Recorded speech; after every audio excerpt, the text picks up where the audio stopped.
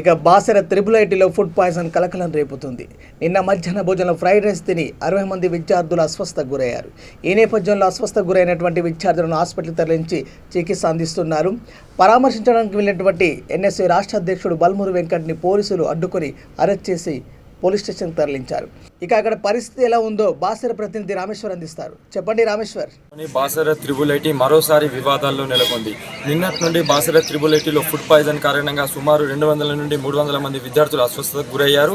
ప్రస్తుతం నిజామాబాద్ ఆసుపత్రిలో చికిత్స పొందుతున్నారు కొందరు. నిన్న రాత్రి కూడా నిజామాబాద్ నుండి నవీపేట్కు కూడా బాసర త్రిపుల్ ఐటీ నుండి విద్యార్థులను చికిత్స నిమిత్తం తరలించడం జరిగింది. ఇక్కడ పూర్తిగా ఆందోళన వాతావరణం నెలకొంది.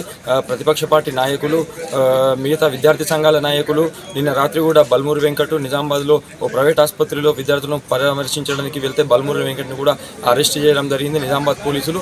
ప్రస్తుతం బాసర త్రిపుల్ ఐటీ వద్ద మనం ఉన్నాం. బాసర త్రిపుల్ ఐటీ వద్ద కూడా ఇంతకుముందే వైఎస్ఆర్ పార్టీ, కాంగ్రెస్ పార్టీ నాయకులు, భాజపా పార్టీ నాయకులు విద్యార్థులకు మద్దతుగా నిరసన పార్టీ నాయకులను అరెస్ట్ చేయడం జరిగింది. అయితే కాంగ్రెస్ పార్టీ సీనియర్ నాయకులు రామారావు పటేల్, నిర్మల్ జిల్లా డీసీసీ అధ్యక్షుడు మహేశ్వర్ రెడ్డిని కూడా మార్గమధ్యంలోనే పోలీసులు ఆపేసి అరెస్ట్ చేసినట్లు మనకు సమాచారం అందుతోంది. ఏదేమైనప్పటికీ బాసర త్రిపుల్ ఐటీలో గతంలో కూడా చాలామంది విద్యార్థులు ఇలా ఫుడ్ పాయిజన్ వల్ల కానీ ఏ కారణాల వల్లనో కానీ గత మాసమే త్రిపుల్ ఐటీ ముందు ధర్నాకు దిగారు. ముఖ్యంగా రాష్ట్ర మంత్రి సబితా ఇంద్రారెడ్డి కూడా బాసర త్రిపుల్ ఐటీని సందర్శించి విద్యార్థులకు అన్ని మెరుగైన వసతులు కల్పిస్తామని హామీ ఇచ్చినప్పటికీ కూడా ఇక్కడ పరిస్థితి మారడం లేదు. కెమెరామెన్ మహేష్తో రామేశ్వర్, త్రిపుల్ ఐటీ నుండి బాసర.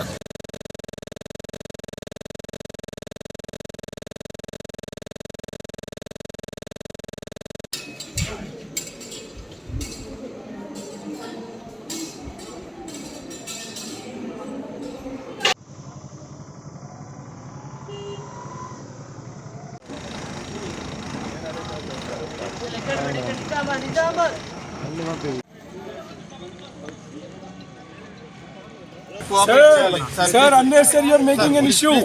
అనవసరంగా మీటింగ్ చేస్తున్నారు.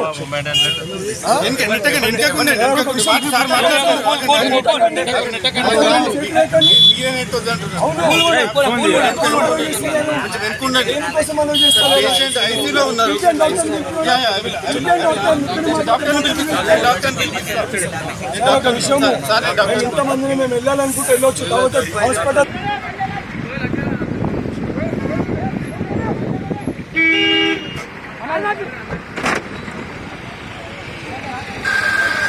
कौन